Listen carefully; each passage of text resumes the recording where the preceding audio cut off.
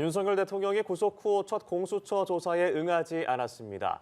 공수처는 오늘 오전 10시로 다시 조사 일정을 통보한 상황인데요. 윤 대통령 지지자들이 서울 서부지법에 난입하는 초유의 사태를 두고도 우려의 목소리가 커지고 있습니다. 관련 상황들 서정빈 변호사와 함께 짚어보겠습니다. 어서 오세요. 네, 안녕하십니까? 안녕하십니까. 네, 윤석열 대통령 어제 새벽 구속영장이 발부되면서 서울구치소 독방에서 하루를 보내게 됐습니다. 입는 옷부터 머무는 장소까지 이 미결 수용자로서 달라지는 것이 많을 텐데 구속되기 전과 후 어떤 점이 좀 차이가 있습니까? 네, 우선 입는 옷을 말씀을 드리자면 예. 지금까지는 구속되기 전 상황에서 기존에 체포 당시에 입고 있던 그 정장을 입고 윤 대통령이 생활을 했다라고 합니다. 네. 하지만 이제 구속이 된 상황에서는 그런 옷을 입을 수가 없고 이제 수용 번호가 적힌 그 수용복을 입고 생활을 해야 됩니다. 그리고 예. 이제 방 같은 경우에는 구속 전까지는 이렇게 구인된 피해자가 대기하는 그 대기실에서 머무르고 있었는데 이제 앞으로는 수용동으로 이동을 해서 이제 수용 생활을 해야 되는 상황입니다. 그리고 과거의 전례들을 비춰봤을 때 대통령 신분을 유지하고 있다 보니 아무래도 독방에서 지낼 것으로 보이고 그 규모는 추측하건대 한 3평 정도가 되는 그 정도 규모 안에서 생활을 해야 되는 상황입니다. 예, 그럼 또 머그샷을 찍는 절차도 있다고 들었는데 이런 절차들은 어떻게 되는 겁니까? 네, 그렇습니다. 이제 수용을 하게 되면 구속을 통해서 수용자가 되게 되면 결국에는 등록부 같은 것들을 작성하기 위해서 사진을 촬영하게 됩니다. 그래서 우리가 흔히 머그샷이라고 하는 그런 사진을 촬영하게 되는데 아무래도 지금 상황에서는 이미 촬영이 돼서 그것들은 다 등록이 되어 있을 걸로 보이고 예. 그 밖에도 이제 생활 시간이라든가 이런 것들은 기본적으로 이 다른 수용자들과 일치해서 진행이 되긴 하겠지만 그래도 대통령이기 때문에 그런 외부와의 접촉, 다른 수용자들과의 접촉을 차단하기 위해서 세부적인 시간들은 상당히 조정된 상황에서 진행이 되지 않을까 이렇게 봅니다. 예. 네. 현직 대통령이기 때문에 경호 조치는 계속해서 이루어질 텐데 대통령 경호법에는 대통령이 구속될 경우에 어느 수준까지 경호가 이루어질지는 규정돼 있지 않은 걸로 알고 있거든요. 어느 수준 정도로 이루어질 거라고 보십니까? 네, 말씀하신 것처럼 대통령 신분에서 구속이 된 상황에 대해서는 경호법이나 혹은 기타 관계 법령에서 규정을 하고 있지가 않습니다. 그렇기 때문에 경호처와 법무부 그리고 이 교도 당국에서는 그동안 계속 이 경호 문제에 대해서 협의를 해왔던 상황입니다.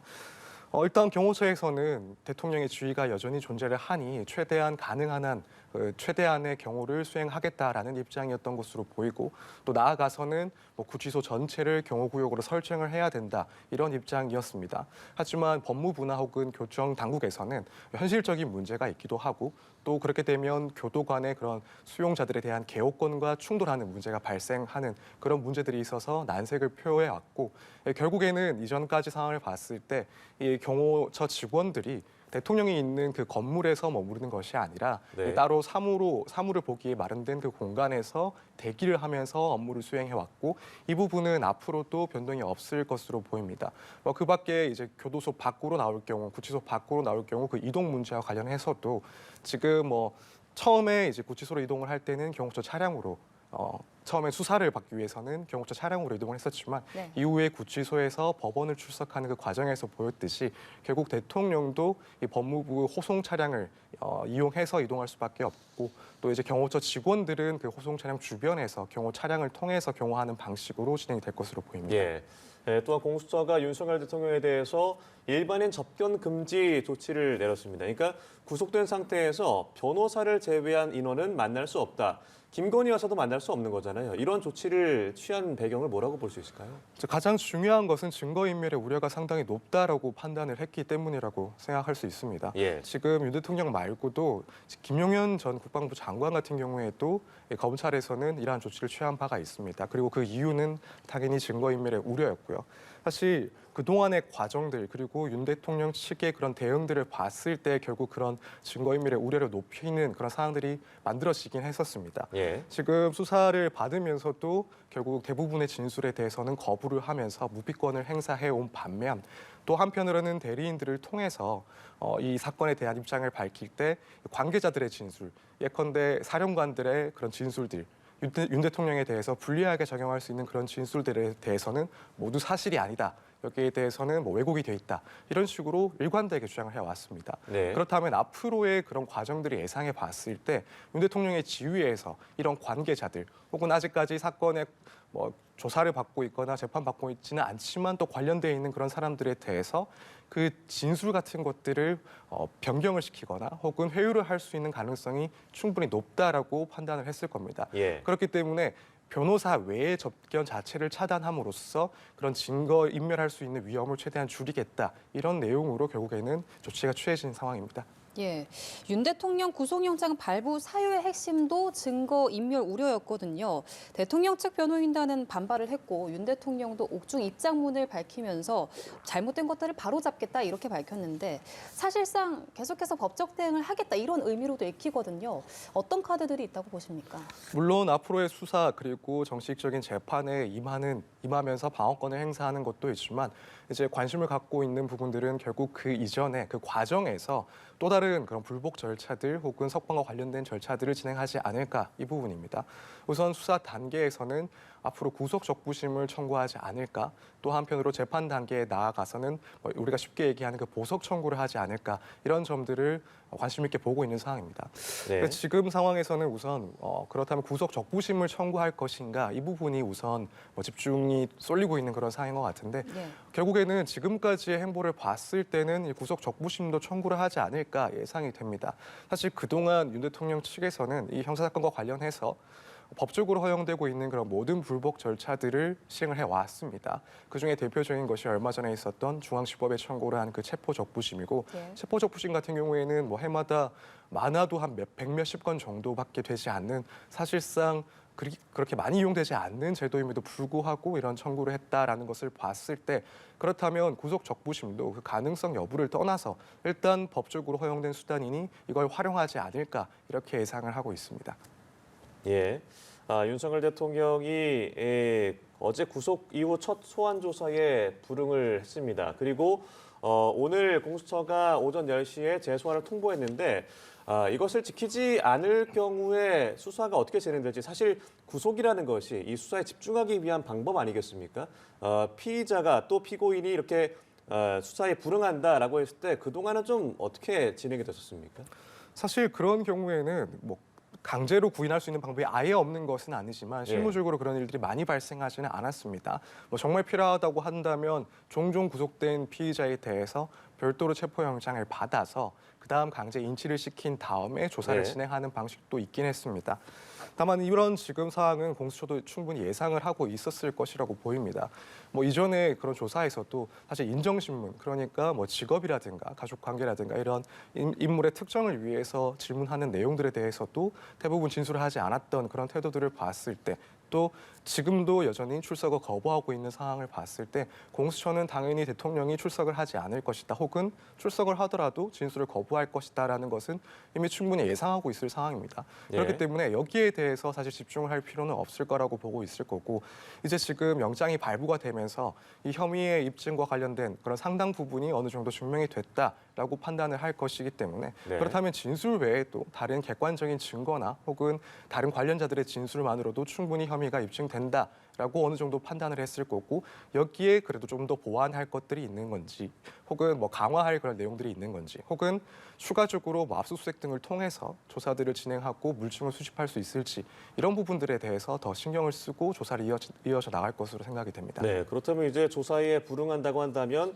강제로 공수처에 이제 인치를 한다던가 아니면 당문 조사를 한다던가 이런 뭐 얘기가 있다고 하는데 이게 법적으로 제대로 좀 규정되지 않아 있다고요?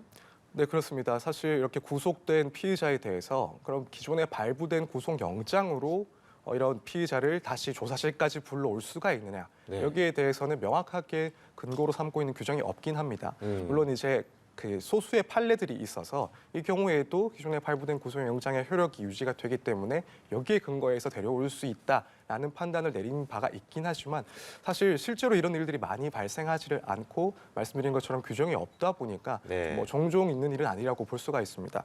그렇기 때문에 지금 뭐 공수처에서는 이렇게 판례를 들면서 규정은 없지만은 강제 인치도 할 수 있다라고 이야기를 하고 있는 건데 사실 실제로 그렇게 진행될 가능성은 무척 낮다라고 보여집니다. 왜냐하면 어쨌든 이 판례도 확립된 판례일 수는 있지만 네. 다수 그렇게 종종 있는 일에 대해서 적용될 만하지는 않고 근거 규정은 또 뚜렷하지 않고 이런 상황에서 윤 대통령을 강제 인치했을 때 분명히 또 윤 대통령 측이나 혹은 지지자들의 입장에서는 무리한 수사다. 혹은 부당한 보여주기식 수사다라는 지적을 받을 수가 있고 예. 또 반면에 이렇게 불렀을 때 실제로 진술을 예상할 수도 없는 상황이기 때문에 이런 점들을 따졌을 때는 결국에는 이런 강제 인치 방법은 선택하지 않을 것 같다 이렇게 생각하고 있습니다. 네, 윤 대통령은 이제 구속된 피의자 신분으로 탄핵 심판에도 응해야 하는데요.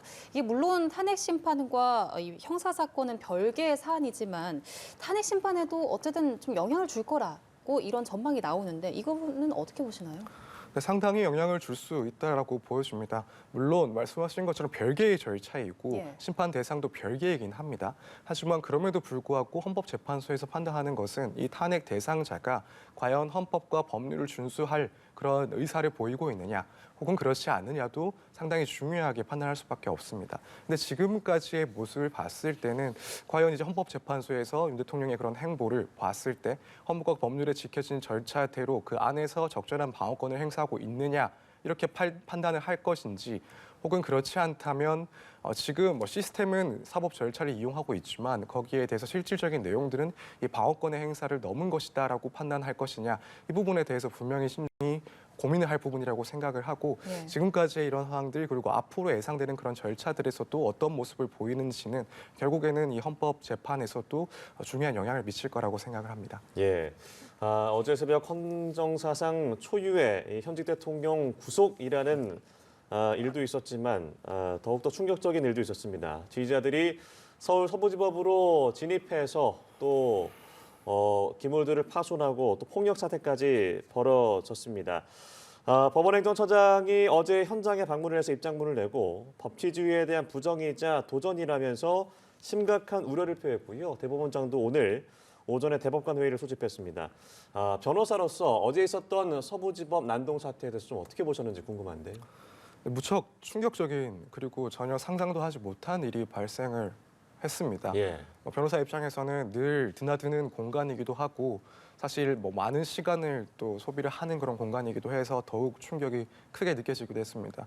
그러니까 이걸 보면서 든 생각은 결국 법치주의라는 것은 사람이나 혹은 그런 폭력, 무력에 의해서 사법 시스템들이 운영됐고 통치하겠다 이것이 아니라 예. 법에 의해서 이런 사회를 운영하고 통치하겠다 이런 주의를 얘기를 하는 건데 그것들의 가장 보루라고 할 수 있는 이 법치주의의 보루라고 할 수 있는 그 법원이 정면으로 반박이 되고 오히려 그 공간이 무법천지가 되는 모습을 보면서 상당히 큰 충격을 받을 수밖에 없었습니다. 예. 또 한편으로는 이를 제지하기 위해서 또 진압하기 위해서 투입된 경찰에 대해서도 아무렇지 않게 폭력을 행사하는 그런 사람들의 모습을 보면서 정말 상당히 놀랐었고 또 한편으로는 앞으로의 그런 상황들도 많이 걱정을 할 수밖에 없었습니다. 예. 결국 지금 윤 대통령과 같은 경우에는 이 탄핵 심판 절차나 혹은 형사 절차가 이제 막 시작된 단계에 불과합니다.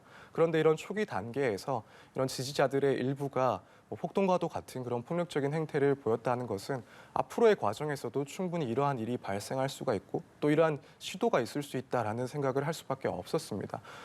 심지어 지금 어제만 하더라도 그리고 지금까지도 헌법재판소 앞에서 네. 이제 또 집회에서 지지자들이 몰리면서 또 일부는 그 헌법재판소로 침입을 하려는 시도가 있어서 현행범으로 체포되기도 했고 그렇다면 앞으로 정말 이런 일들이 반복되지 않을까 이런 우려를 할 수밖에 없는 상황이었기 때문에 이제 결국에는 수사가 엄중하게 이루어질 것이긴 하지만 이후에 나아가서는 이 책임에 상응하는 충분한 책임에 대한 그런 처벌까지도 정확하게 이루어져야 되지 않나 이렇게 생각을 했습니다. 예, 검찰과 경찰은 이 사태에 대해서 전담팀을 꾸려서 수사에 착수했는데요. 주동자는 물론이고 이 불법 행위자 전원을 구속 수사하며 엄정 대응하겠다고 밝혔습니다. 구체적으로 어떤 혐의가 적용되는 거고 또 처벌 소위는 어떻게 될까요? 우선 순서대로 조금 생각을 해보자면 여러 명이서 다중이 법원에 허가 없이 침입을 한 것은 특수건조물 침입에 해당을 합니다. 네. 그리고 들어가서 외벽을 부수고 혹은 유리창을 부수고 내부 집기를 부순 것 이런 것들은 또 단체로 행동을 한 것들 이런 것들은 결국 공용물건 손상죄에 해당을 하게 됩니다. 예. 그리고 이후에 이것들을 제지하기 위해서 투입된 경찰들에게 폭행을 행사한 것 이것은 또 다중의 행사를 한 것이기 때문에 특수공무집행 방해죄가 성립을 하고 또 일부는 지금 뭐 도구 등을 이용해서 위험한 물건을 이용해서 경찰들에게 상해를 입혔습니다. 네. 그렇게 되면 이 부분은 특수공무집행 방해 치상죄로 처벌이 될 수가 있습니다. 뭐 그 밖에도 지금 나오는 이야기들은 이 소요죄라든가 혹은 나아가서 내란죄도 검토를 해야 된다라고 볼 만큼 이 상황은 무척이나 심각한 상황이기 때문에 뭐 지금 조금 이른 단계이긴 하지만 향후에 처벌을 예상을 하자면 여기에 적극적으로 가담을 했던 사람들에 대해서는 뭐 과거의 전력이나 혹은 기타 정상들을 따지지 않고 뭐 곧바로 실형까지도 선고할 수 있는 중대한 사안이라고 생각이 됩니다. 이게 사실 많은 국민들이 어제 영상을 보시면서 충격을 받으셨을 텐데 사실 영상에서도 드러납니다만 직접적으로 가담한 자가 있고 또 현장에서 영상 촬영만 한다던가 그러니까 적극적으로 가담하지 않은 인원들도 있을 텐데 이것을 어떻게 구분해서 처리를 할 수 있을까요?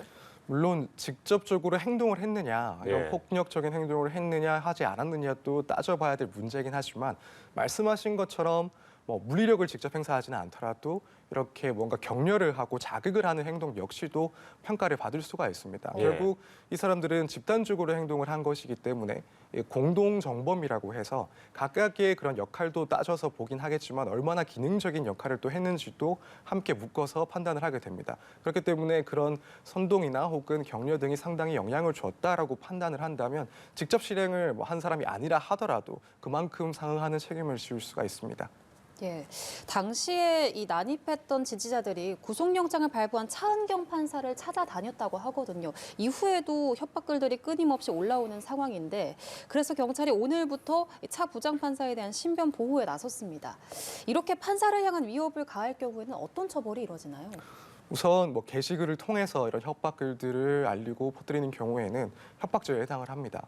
그리고 이제 그 대상이 이 판사다. 특히 어떤 판결이나 이 법원의 결정에 대해서 불만을 가지고 여기에 불복을 하면서 이런 협박글을 올린다라고 한다면 보통의 경우보다는 훨씬 더 가중해서 처벌받을 가능성이 큽니다. 예. 왜냐하면 이런 직접적인 위협은 결국 사법 전체에 대한 위협이고 위해라고 판단받을 수가 있기 때문입니다. 예. 따라서 지금 이런 부분들은 결국 협박죄로 조사가 되고 또 향후에는 협박죄로 처벌이 될 것이고 다른 사건들과 비교해서는 훨씬 더 엄중한 처벌을 받을 거라고 예상할 수가 있습니다. 예, 알겠습니다. 자, 앞으로 뭐 탄핵 심판, 형사 재판 남은 재판들이 많은데 이 소요 사태로 인해서 경찰들이 좀 집중을 해서 지켜볼 것 같습니다. 지금까지 서정빈 변호사와 함께했습니다. 고맙습니다. 고맙습니다. 감사합니다.